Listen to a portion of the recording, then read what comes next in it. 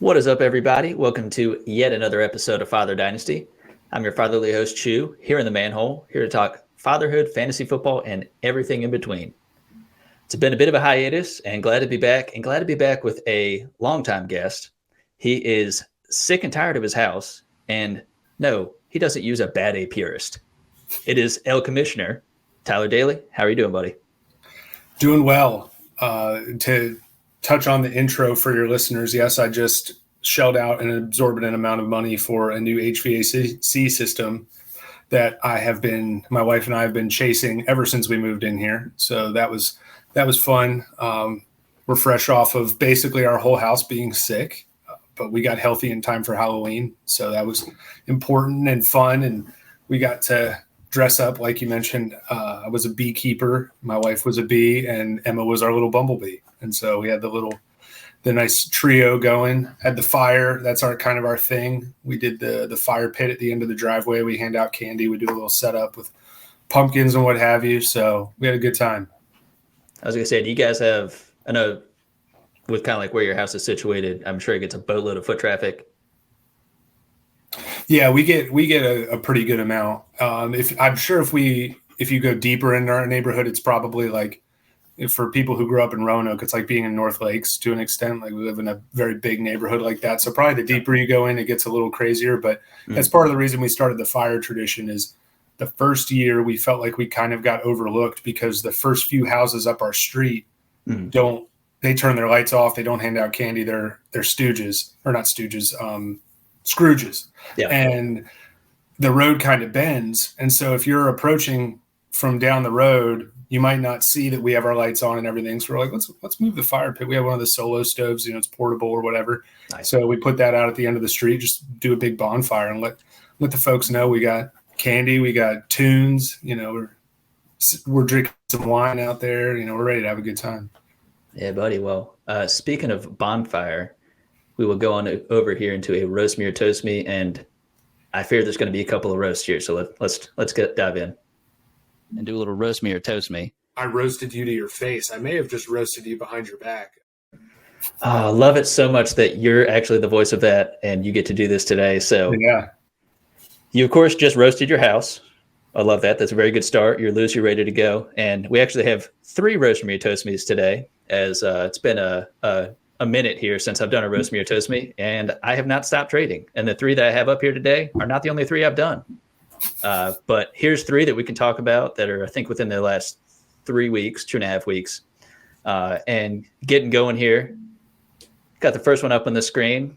I traded away Amari Cooper, Alec Pierce, and a 2023 third, likely top half, for the ever absent Cam Akers and a 2023 second, which is likely to be top half of that one. So we got a roast me or toast me. Yeah, I'm going to roast you for this one, Chu. I did not particularly like this one. I think what my notes that I wrote down, I said number 1 receiver and number 2 receiver, albeit as of right now, they're both those ranked options in what I would consider bad offenses. So that brings the severity down a little bit. And a 3rd round pick didn't you have Cam Akers already too? Oh, I did. I got him immediately after he tore his Achilles from O'Coughlin. So, yeah. So I'm roasting you as things stand currently because it's very obvious that the Los Angeles Rams don't have any love for Cam Akers. It's been back and forth with what they're doing from a trade perspective. They put him on the block. Apparently they got some calls yesterday. We're recording this the day after the trade deadline, of course. And they turned, or allegedly, I don't know what they were offered. That information hasn't come to light, but they turned whatever was offered to them down. Kind of confused by that, because really when you see even some top end running backs move for no higher than sometimes 2nd, 3rd, 4th round picks, Cam Akers really hasn't shown us much in the pros to garner more than that. But all that aside, there's just a lot of uncertainty around his future. I don't really I did not look and see what – I know he's on his rookie deal, So I don't know if he has another year before. I think he probably has another year before that they can really cut him without any sort of severe penalty based on where he was drafted. I'm not totally positive on that, but uncertainty there. But I mean, and I'll talk about this same thing later on for one of the other trades we'll discuss. But I like your acquisition of what will be a premium pick there at the turn. Basically, what looks like probably the 11th pick. If the season ended today, it would be the 11th pick overall, which you and I have discussed is in a 10-team league is basically like a back end first rounder, being inside the top 12. So I do like that, but I guess, Amari Cooper's getting a little bit up there in age, but I kind of like what I've seen a little bit from Alec Pierce. So I'll have to lean towards a roast. Yeah, the toughest part of that was honestly to let go of Alec Pierce. He was a guy who, again, I've many times said made Desmond Ridder look good. And I think at the time of that trade, Matt Ryan was still the quarterback. So this was almost 3 weeks ago. So they hadn't transitioned quite yet into Ellinger, which, I mean, I don't know if that's better or worse necessarily. But what Alec Pierce was doing, I mean, he was getting decent enough targets. Couple of tutties thus far had done pretty well, especially alongside Michael Pittman, who's thought to be certainly their wide receiver one, but also a top 12, top 15 wide receiver for fantasy. So it was kind of, getting out on Amari a year or too soon before he falls off. The biggest piece of that, in my opinion, was definitely getting that second. And Cam Akers, it was one of those, they hadn't figured out what's going to happen with the trade. I did actually assume he was going to get traded. I was kind of baking that into the value of hoping that would happen. Didn't happen. He may now play for them if they reconcile, but I don't really understand what that means because he's been healthy scratch. So that means that they both, I guess, are agreeing that he's not going to play. But it kind of feels like if he's healthy and they actually wanted him to play, they wouldn't healthy scratch him. They would actually have him on the field or suspend him or fine him for not playing. So I would love to know when the story really comes out what happened with that. I don't know if it's kind of a McVay Goff situation where there was just kind of a rift and McVay just didn't get along with him and wanted to get him out. But yeah, it was disappointing to not see him get traded, but hopefully he either starts playing or they release him or trade him in the offseason possibly. But the next one here, let's keep it rolling. And this one's a doozy. So traded away Project Pat Freiermuth, the Dallas Cowboys defense. It's just a funny thing to add a defense in there. 2023 second, which was that second that I had just acquired in the last trade. A 2024 and a 2025 fourth. The ever-injured J.K. Dobbins, the eye socket broken Daniel Bellinger, 2023 third, 2023 fifth, 2025 third. So what do you got? Another roast for you. I like Project Pat. I like his outlook. I know the Steelers are down right now, but it's to be expected. I mean, I'm not a Kenny Pickett guy, so we'll see. We'll see what happens long term there. But I think he's shown us a lot in his first couple of years insofar as tight end goes. We know that's a late bloomer of a position. I don't mind shipping out the Cowboys defense strictly because and I could probably get roasted for this, but I really could give a shit about defenses, to be honest with you. I think the position is really, even looking at the quote unquote elite every year is really unpredictable. If you want to learn about how unpredictable defenses is, go throw like $10 in DraftKings and every weekend play the most expensive defense, and you'll just get obliterated by your opponent because like the salaries and everything, like no one can really predict it. It's really random. I mean, outside of the polar ends, I guess, it's really like the top four and then the bottom four are really easy to see. But so I don't mind you shipping them out, even though they have been on a tear this year. I kind of forgot until you put it back up that you immediately dealt your second round pick. Whoa. So I guess the strategy is you're just getting running backs at a discount here and hoping you get some pop. So, yeah. And you get Daniel Bellinger, who flashed before the weird freak injury. So maybe you've got something there, but I didn't particularly like that one either. Yeah, it's something that since we started this Dynasty League, I know one big thing that I neglected to appreciate was the value of multiple startable, if not top tier quarterbacks on the roster. Also, one thing that we'll kind of touch on a little bit later, which is the main topic of this episode, is talking about the value of running backs, certainly ones that are perceived to be top tier, top 10, top 15, what their value is on the team, maybe their longevity and how long they'll hold that value. And one thing that I've never, I know that oftentimes in a rebuild, the last thing you're going to do is get the running backs because, if they have a shelf life of, say, 2 or 3 years of that true top tier production before they fall off, before they don't get that contract and go somewhere else, chase money on a bad team, as we've seen many players do. But as I've kind of looked at it over the last couple of years, quarterback, absolutely essential. I completely agree with that.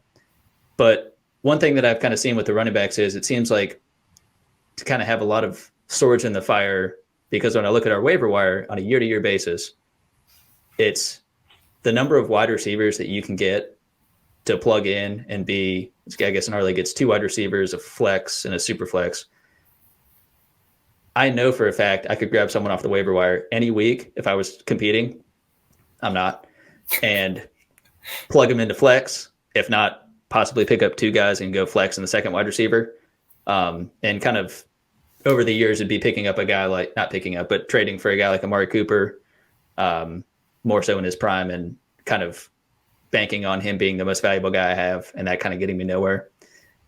It's a risky one to kind of stack up these running backs as I have, because certainly with injury and that sort of thing, as these guys get closer to age 25, age 26. But I'm shooting my shot. I do still have my 4 firsts in 2023, and I got my first back in 2024, as we'll talk about here in a second. Who knows? We'll see how long I hold on to that. I'll probably trade it away here in a bit. But yeah, as we jump on over to this third one, this is the most recent. This was just under a week ago, and I sent away Dak Prescott and a 2023 third and got back the illustrious Sam Ehlinger, and also got back my 2024 first and a 2025 fourth. So what do we got? Yeah, I wrote down that I would lightly toast you on this one. I think it fits your rebuild strategy. And prior to this Sunday, I felt pretty good about the take that the Dak that we get now is not the same as the Dak that we got in the first 4 years. And I don't mean in his ability to win football games or his ability to real as a passer, but it just didn't seem like he was ever going to return to the dual threat. I think in 2 or 3 of his first years, he ran for 5-6 touchdowns a season. And it wasn't always like he's churning out, he's not Lamar Jackson or Jalen Hurts. He's not a lot of design runs, but his scramble ability was something that was really valuable to bolster you anywhere from, 3 to 10 points a week if he's adding 30 yards and a touchdown. And then, of course, this past week he runs all over the field, and, it kind of poo-poos on that idea. But I do like, you getting your own first back.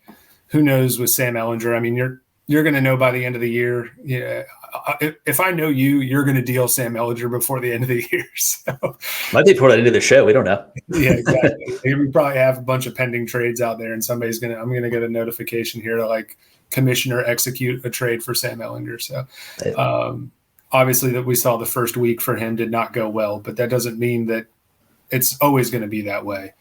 But I don't love Sam Ehlinger, but I like you getting a first-round pick. And, Dak is getting towards 30. So, if you're trying to swap him out for a newer model, then, that makes sense to me. Yeah, the biggest piece was I'm trying to remember how this had started out. It was not initially me getting my first back in 2024. So certainly more valuable for me to get my own first than, even if I'm doing worlds better in 2023, at least gives me kind of the power of, depending on how next year goes, probably won't go too well, live the rebuild. But with Dak, he'll be, I want to say 30 next year. And I understand he's a quarterback. It's not like 30s is the death knell by any means, but with his play style, the beating he's taken, having some of that dual threat ability, some of it's just kind of been freak injuries. But that offense is not quite what it used to be. And that defense is worlds better than what it used to be. So I don't think that they need necessarily to lead the league or be top 3 in pass attempts anymore. They can actually lean on their defense a little bit. I know the last couple of games it hasn't quite been the case, but I would like to think that they can utilize more of a little bit of the run game, and then certainly once Zeke gets out of there, and maybe it's just Pollard's show. But I think that in 2024, as I've more so shifted all of my early picks to 2023 at this point, getting at least one notable one in 2024 will hopefully allow me to spread the wealth, so to speak. Well, I'll give we'll just do a quick little toast just to think. Perfect. Well, the meat and potatoes of the episode, it is running back fragility, and that is inspired by our very own Jacob Ridgway. He could not be here today, but he is with us in topic. And something we've spoken about a bit in our group messages is just talking about a lot of the running back injuries, specifically this year to a lot of notable players, talking about how that affects their value in fantasy, whether that be the longevity of that value, whether that be the peaks and valleys of that value, certainly the draftability if you're doing startups. So just to kind of highlight a couple of these in this season, or maybe a little end of the last season. James Robinson ruptured his Achilles last December.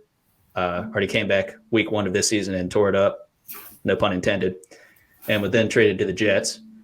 Cam Akers ruptured his Achilles last July and came back within 6 months to play in the final regular season game and ultimately the playoffs, but has ultimately been ineffective and disliked by his coach. J.K. Dobbins, ACL tear with some additional damage, and that additional damage has certainly shown that it happened in August of last year, and he came back in week 3 of this season, and then he went out another 4 to 6 weeks with another arthroscopic knee surgery after, I think it was week 6. And then the final 2 were Breece Hall. He had an ACL tear in week 7, so we'll see how that goes, and Javonte Williams, ACL tear with an LCL and PCL tear, and that happened in week 4. So that could very possibly follow more so with J.K. Dobbins' injury, as he had ACL plus. And I wanted to put up an overlay here before we dive in too much to this stuff. So just looking at preseason ADP, and this is from Fantasy Pros, just to kind of get an idea of like what people were valuing these guys at. As you can see, this would be the running back ones here, the top 12. Jonathan Taylor, he is currently the running back 33, and it is not, he has battled some injury, but it's also just because he's not quite performed that well. Deion Jackson has done better, and that's weird to say. I don't even know who that was. Jeff Wilson is actually a couple of spots ahead of him in terms of his performance thus far. And Najee Harris, he's 5 on this list, and certainly with the volume he got last year, you'd figure he could have done it again this year. He's been battling a Liz Frank injury, but he is actually the running back 23 at this point. And the last one to note on this part here is DeAndre Swift.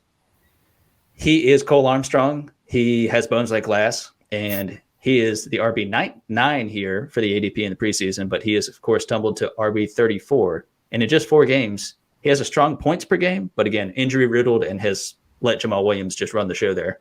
And to jump over to where we're at now, this is after week 8. A couple of names that were not in the first part here. So you got Josh Jacobs, one who we thought was dead, and he is back. He was the RB17 preseason, has jumped up to the RB6 here.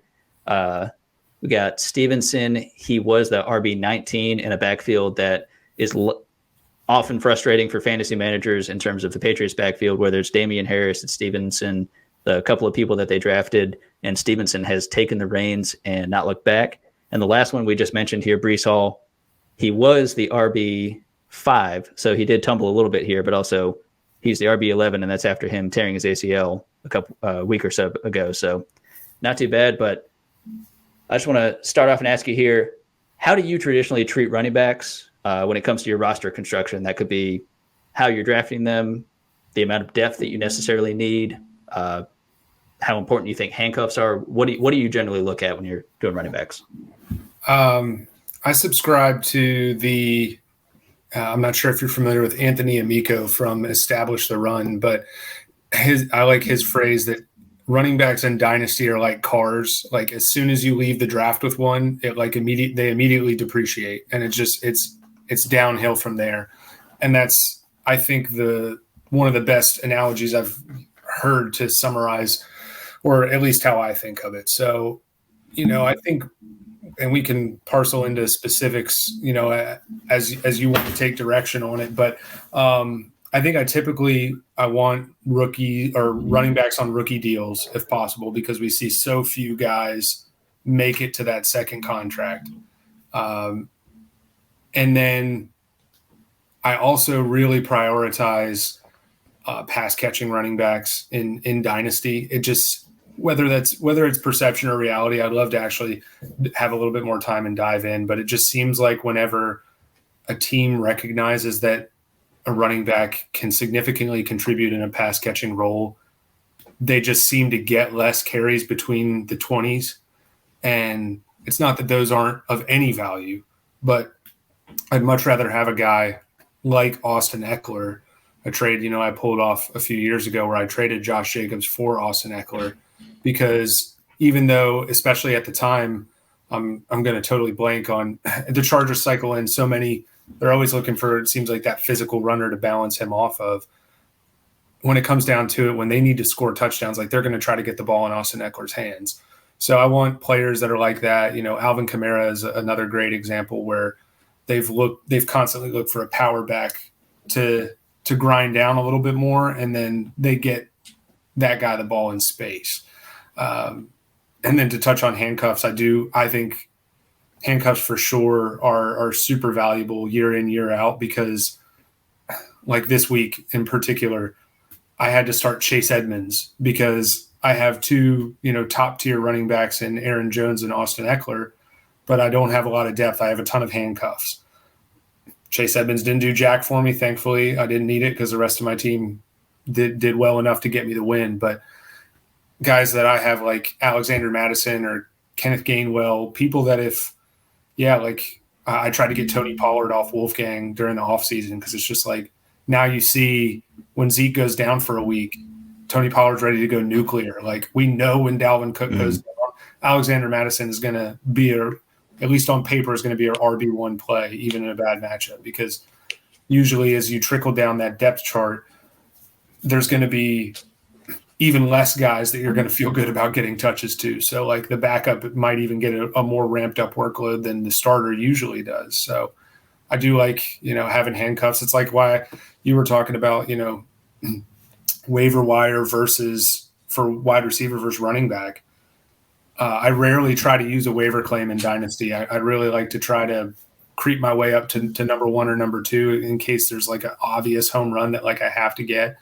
But I think I was at 5 or 6 and in the offseason reading reports about Jalen Warren popping and climbing up the depth chart. And it's like, I need to get this guy now because, he's going to be gone before the season starts, when people wake up and realize like this guy's the backup. And, what's his name? Freaking Benny Snell is clinging to life up there in Pittsburgh. But so, yeah, I think it's extremely valuable to go out and maybe not necessarily get your own handcuffs. For some reason, I'm not a really big fan of that, just because sometimes you're tying up too much in one situation where, you've got a running back and then is handcuffed on a really bad team. What good does that do you?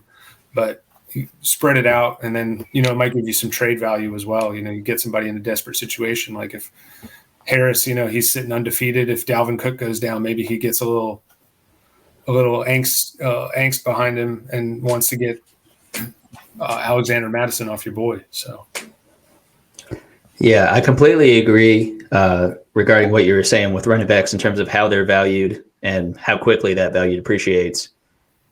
It is especially true, certainly with the rookie contracts. Oftentimes the rookie running back is going to be selected in the second round, probably not the first, in terms of NFL drafts. And that does not necessarily give them that fifth-year option. But normally, if it's going to be, say, 4 years of a running back, they're probably going to be, say, 25 or so once they finish that up. And oftentimes that is probably the end in terms of for what real NFL teams do in terms of how they value, are they going to overpay, or even if it's at market value for a 25-year-old running back, it doesn't mean that they don't think they would produce. They trust them in the offense, but probably in those 4 years, they've drafted a handful of running backs or possibly had some undrafted guys that they've brought in and collectively would be making less than what this guy would be making in market value. So that oftentimes is a tough thing to try and evaluate once they get a bit older, even if they are a quote unquote superstar running back. And handcuffs, that's an interesting thing in Dynasty because I feel like in redraft, which is I think where everybody started playing fantasy football, I was so used to thinking about that and thinking about the Tony Pollards, the Alexander Madisons. And then once it jumped over to Dynasty, it wasn't like it was a forgotten thing by any means, but there is an element of redraft that is kind of peppered into Dynasty in the season, certainly for those that are competing, where it's like, I'm not really concerned at this point about after this season. I need to get the guys that can give me the wins and give me the security blanket down the road. And kind of like you were saying, I mean, just because you don't have Dalvin Cook doesn't mean that Alexander Madison's not valuable. And I think that maybe more so in Dynasty, as Dalvin Cook gets older, I know earlier in his career, he riddled with injuries and has since, put them in the past somewhat. He's had a lot of shoulder stuff in the last year or two, but I mean, who knows when the reins may possibly be given to Madison a little more substantially. But yeah, handcuffs are definitely valuable in that sense. And I guess kind of going to the next thing, do you kind of feel like running back injuries are happening at an accelerated rate? And I mean more so to the more notable, the bigger names running backs this year. I know we're only through week 8. And like I mentioned, a couple of those guys, some of which happened last season, some of which are this season. What do you kind of see in there? Is it just kind of overreaction or is it the real deal?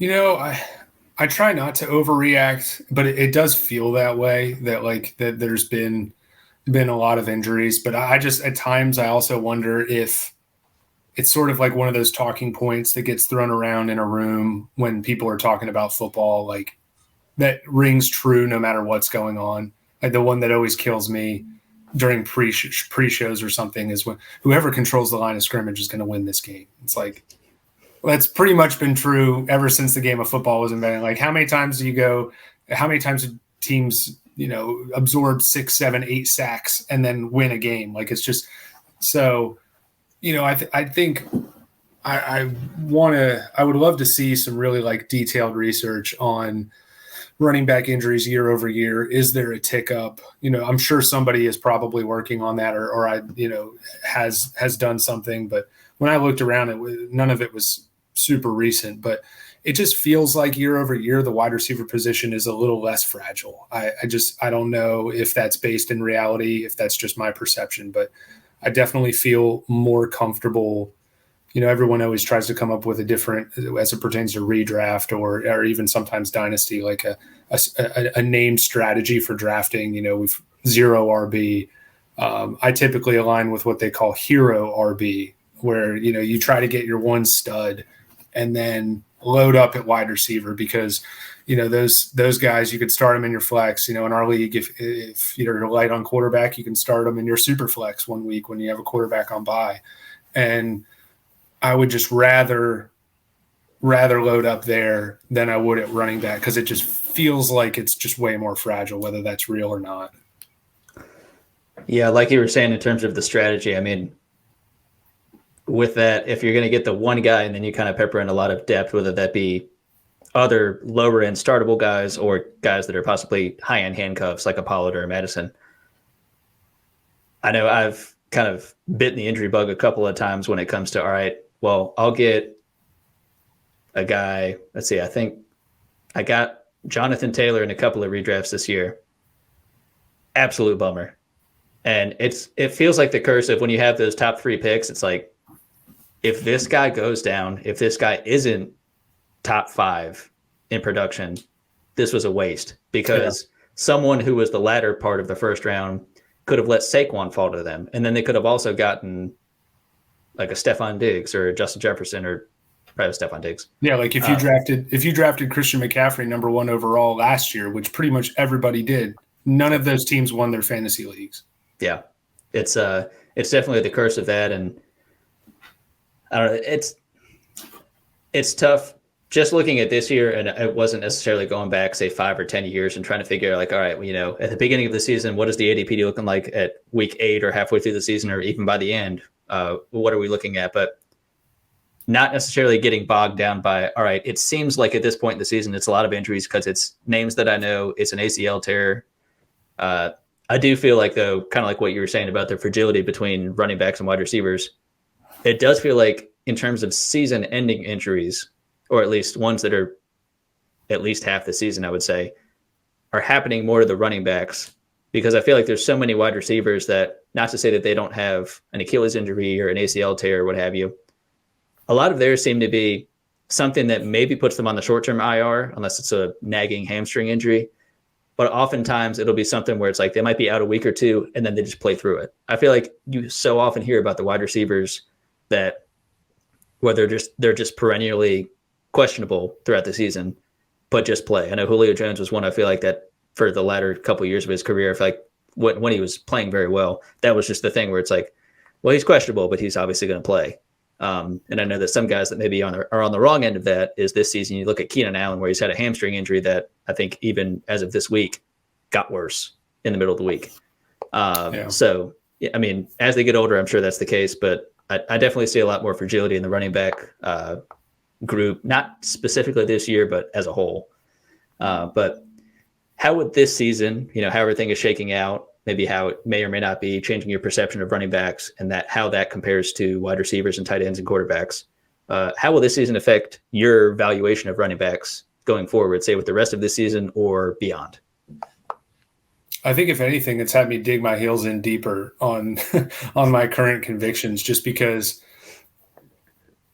we've seen, these guys go down, top guys go down, or top guys struggle. And, I hate to see it happen to even like someone like Breece Hall, like that. He fits the archetype of a running back that I would want, somebody who's getting the carries and getting as close to a 3-down back as you're probably going to find in this league. And to see him go down, like that's really tough. But again, we've just seen less wide receivers go down. It feels like I didn't count them, but I'll continue unless something big changes with the way the NFL plays, and I doubt it will with the way the game is trending. Like I want my pass catching RBs. I want Aaron Jones. I want Austin Eckler. I want, looking into this draft class, I've mentioned him numerous times on this podcast. I have a love affair with Jahmyr Gibbs from Alabama. Like, give me guys that are just really talented with the ball in their hands and can run routes out of the backfield. Because look at the top teams in the league. Usually they're usually above pass rate over expectation. They're towards the top in pass rate over expectation. So I want the guy that's going to be able to get on the field for those snaps. Mm. Yeah.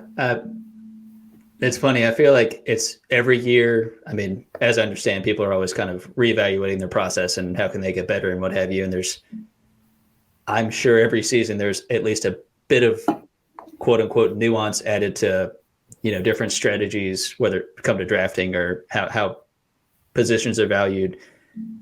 But I think a lot of things are tried and true, and kind of like what you're saying about the value of, you may go for that one guy, that hero RB, but on the whole, to maybe commit too much to the running back, say at the beginning of a draft, certainly in redraft or to start Dynasty, you better be ready to win that season, because on a year-to-year basis, it's interesting to kind of try and look back and think, wow, 1 year ago, this guy was the RB5.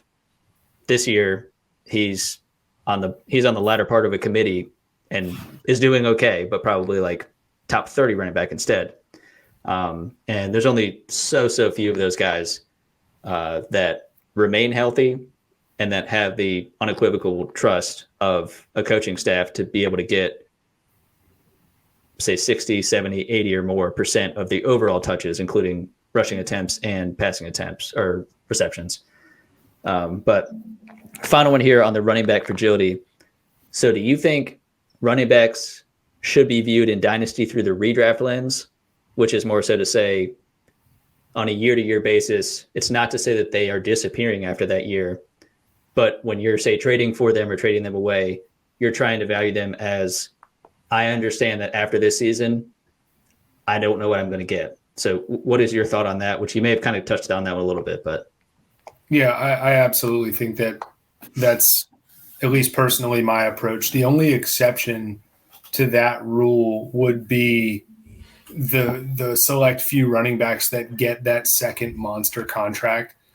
Because, and if you look at the way most of those deals are structured, like once they re-up, you've probably got 3 years of them getting like guaranteed workload when they get paid, because they structure those deals to where most teams can cut after that 3rd year. Like the Titans did it with Derrick Henry. I think the Cowboys might look to try to move on from Zeke. I think that this is his 3rd year on his 2nd contract, and it's, we see him constantly trending down, not Derrick Henry, but Zeke. Aaron Jones, I went out, me and Jake did a swap, Aaron Jones for Zeke straight up. I think that was why we were both comfortable with that deal, because both Aaron Jones and Zeke had both gotten their massive deal. So they were locked up. It was just, I think Jake had a little bit of a lean with his Cowboys fandom and everything. So, but yeah, to get back to your point, like I think that you put up that ADP chart and nothing could speak louder than that. It's just like we're okay at predicting stuff, but we're not as good as we think we are. And so if you're gonna spend up for a running back, you just have to understand that inherent risk. It's kind of like, how many years ago was that? Let's say 3 years ago, where I felt, my team was trending well that year in our Dynasty league, but I needed a stud running back. I did not have a stud running back. So I went all in and sent you 3 first-round picks for Zeke, because I was like, I need an elite running back. It was towards the latter half of the season. I was, just had to gamble, like he's going to stay healthy and he's going to take me to a championship. And that's what happened. And it very easily could have gone the other way. I mean, he could have sprained his ankle, tore his ACL the very next week, but I didn't trade for Zeke thinking I've got, 4 to 5 years of like elite running back production. I was laser focused on winning that year and doing everything I could to win that 1 year. So I think that it's really hard otherwise to predict, even 2 years down the road. Like we were talking before the show, I did a little bit of research on our inaugural draft in this league. The top 2 running backs taken are not even playing football anymore. Like Todd Gurley and Le'Veon Bell, we would have both comfortably, I think most comfortably said, oh yeah, like I think those guys were both like 24 to 25 years old at the time that we started this league. And I don't think either of them they're either at their 30th birthday or like just shy of it. Le'Veon Bell's like boxing now, I think, or something, or amateur UFC fighting, and I don't even know what Todd Gurley's doing. Yeah.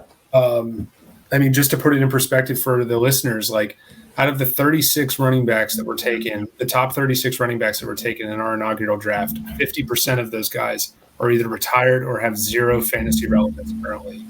And if you take that same count towards wide receiver, it's roughly 30%. So, I mean, that's a fairly big delta, 20% difference. And even if you look at the top 12 that we took, 4 of them are out of the league at running back. 4 are still very good. Christian McCaffrey, Alvin Kamara, Saquon Barkley, and Dalvin Cook. 3 are still relevant: Kareem Hunt, Leonard Fournette, and Zeke. And then 1 is basically dust, and that's Melvin Gordon. So, but with all that being said, and I'm getting a little long-winded here, but I looked at like the championship rosters for our league.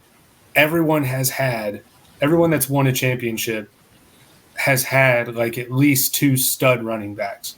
So it's not something that can be completely overlooked either. But really, with the exception of Harris last year, most teams that have won it have been built through strong quarterback and wide receiver play, in my opinion. Harris, of course, made the big trade for Josh Allen, and then, has been riding his stable of running backs of Saquon, King Henry, and Dalvin to his title last year, and an absolutely roaring start this year. He's 8-0, obviously, but so he's kicking in the teeth of everything that I'm basically saying at this point. But I think he's riding on fumes. So.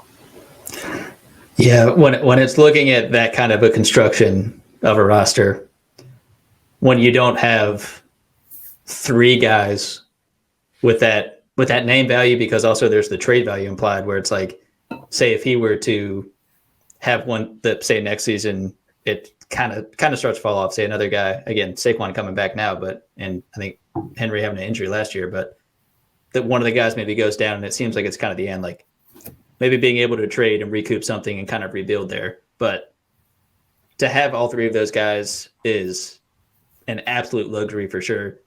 And especially if you do have that stability, which at least maybe in Harris's sake, he didn't before getting Josh Allen, but being able to get him and still have a Dalvin Cook, Saquon Barkley, Derrick Henry, that's incredible, because that's an embarrassment of riches when it comes to if you're trying to get the QB1. It's like, all right, what stud or studs or stud plus firsts am I going to have to give up? And it was a bit of a haul for sure.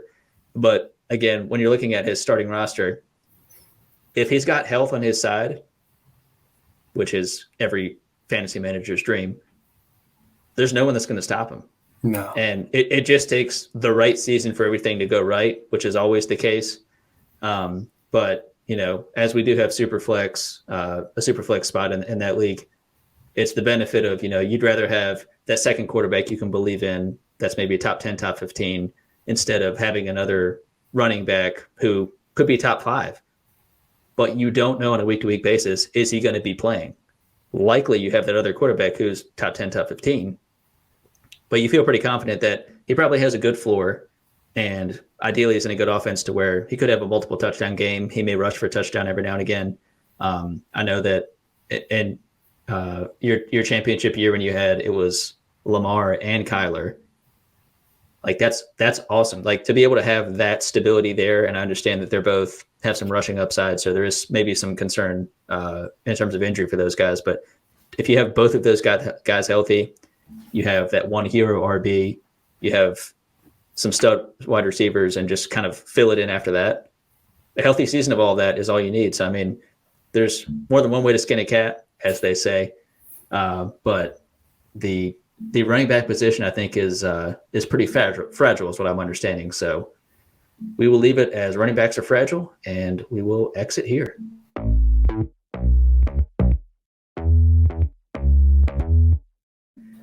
Guest always gets the last word. And just before I give you that wonderful honor, I do want to say, as of the day of this recording, I think it will be released tomorrow, which will be on my son's birthday. He's turning 4, so I want to wish him a huge, awesome, happy 4th. He will be going to Chuck E. Cheese. He's going to love it. But Tyler, I'm going to throw it over to you. Well, you just took the wind out of my sails, because all I had written down was shout out was happy birthday, Finn. So no better way to end that. Yeah, he has already gotten one. I got him 2 balloons so far. He has one Peppa Pig balloon, most annoying show in the world, and he has a Blue's Clues balloon he has not seen yet, probably top 5 annoying show. And he has a number of other things, including Hot Wheels, that are coming his way, so he doesn't even know. But he's been good this week, so he will earn all those gifts. So looking forward to it. But Tyler, thank you for coming on. I really appreciate it. Yeah, appreciate you having me. I can't believe we let it go this long, but already looking forward to next time. That's what she said.